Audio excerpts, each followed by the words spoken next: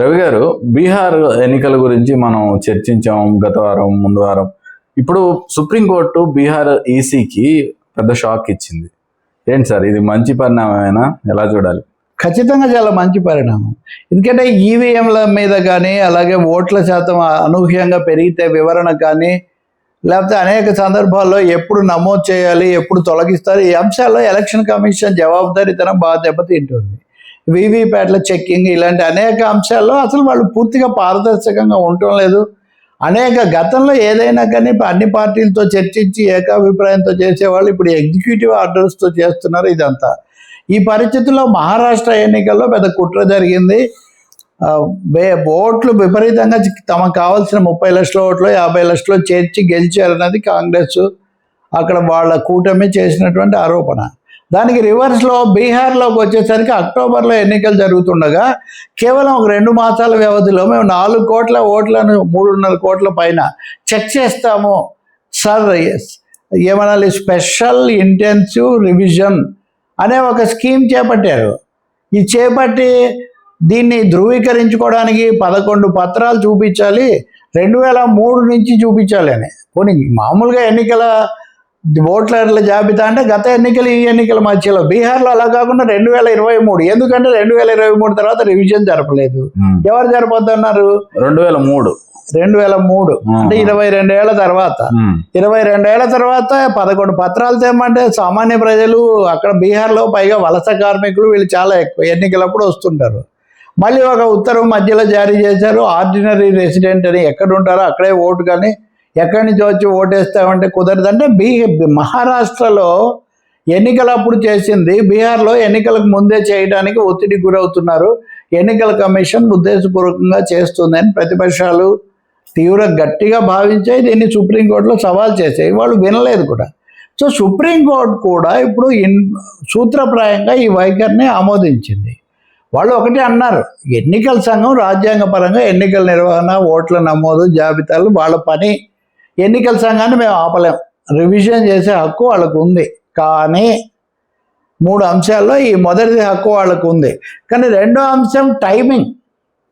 ఈ సమయంలో ఎన్నికలు రాబోతున్నప్పుడు ఇప్పుడు చేయటం కానీ, మూడోది ఇన్ని పత్రాలు తెచ్చివ్వాలంటాం కానీ, ఆధార్ కార్డు పనికిరాదు, ఓటర్ ఐడి కార్డు కూడా పనికిరాదు అన్నారు. 2023లో కూడా ఉండాలి కదా. సో దీన్ని మటుకు మేము చర్చిస్తాము, స్టే అయితే ఇవ్వము కానీ అన్నారు. అంటే ఒక విధంగా సుప్రీంకోర్టు కూడా ఈసీ పద్ధతి సరిగా లేదు, మీరు తీసుకున్న సమయం బాగాలేదు, దాన్ని అనుసరిస్తున్న సంవిధానం కూడా బాగాలేదని స్పష్టంగా వాళ్ళు చెప్పేశారు.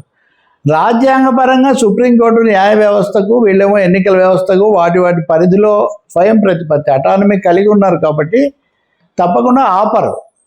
కానీ దీన్ని ఏంటంటే ఎన్నికల సంఘము ఇన్ ప్రిన్సిపల్ ఒప్పుకున్నారు, ఆపలేదు. ఆపుతారేమో రేపు వాళ్ళు విచారించాక, మీ పద్ధతి బాగాలేదంటే ఆపవచ్చు. మీరే ఇచ్చారు ఎపిక్ కార్డ్ అని ఎలక్ట్రల్, అది ఎందుకు మీరు గుర్తించారు మీరు ఇచ్చింది అని కూడా సుప్రీంకోర్టు అడిగింది, చాలా ప్రశ్నలు వేసింది.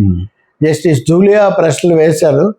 కాబట్టి ఖచ్చితంగా ఇదో పెద్ద సంచలనం అనే మనం చెప్పాలి. ఎన్నికల కమిషన్ గత నుంచి ఉపేక్షిస్తూ వస్తుంది కాబట్టి ఇప్పటికైనా ఏమైనా పాఠాలు నేర్చుకుంటుందా అన్నది మనం చూడాలి. ఎందుకంటే వైఎస్ఆర్ పార్టీ వాళ్ళు కూడా ఈ కాలంలో వెళ్ళి వాళ్ళు ఒక ఫిర్యాదు చేసి వచ్చారు.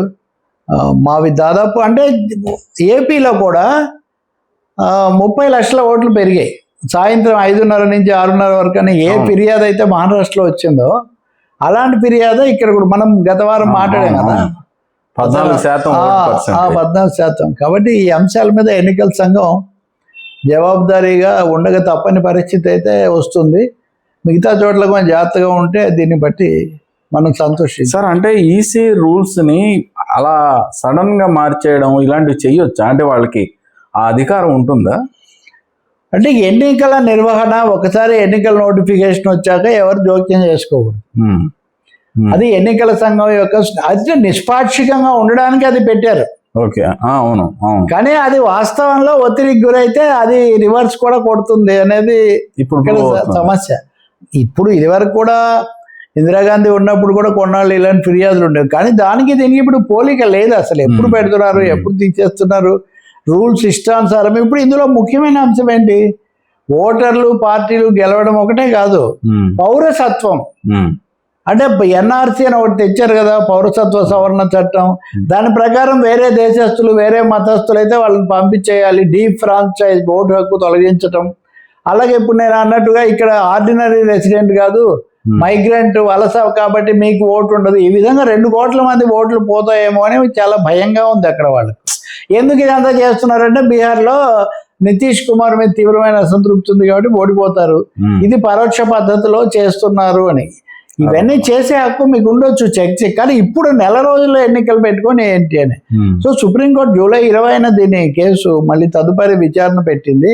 అప్పుడు వాళ్ళు ఖచ్చితంగా కొన్ని రిస్ట్రిక్షన్స్ పెడతారు. ఇంకోటి కూడా తెలుసుకోవాల్సింది, ఏ విధంగా ఎన్నికల నిర్వహణలో ఎన్నికల సంఘానికి సర్వాధికారాలు ఉన్నాయో సుప్రీంకోర్టు కూడా సర్వాధికారాలు ఉంటాయి. రేపు మీరు రివిజన్ అంటే కూడా వాళ్ళు ఈరోజు మీరు అనుసరించిన పద్ధతి బాగాలేదు, మేము భావిస్తున్నాం, ఆపేయండి అని కూడా వాళ్ళు చెప్పొచ్చు. కాబట్టి ఖచ్చితంగా ఈ దేశంలో ఇప్పుడు ఎన్నికల సంఘం మీద వస్తున్న దుమారంలో సుప్రీంకోర్టు సీరియస్ రియాక్షన్ స్వాగతించదగింది, షాక్ లాంటిది వాళ్ళకు. రైట్ రవి గారు.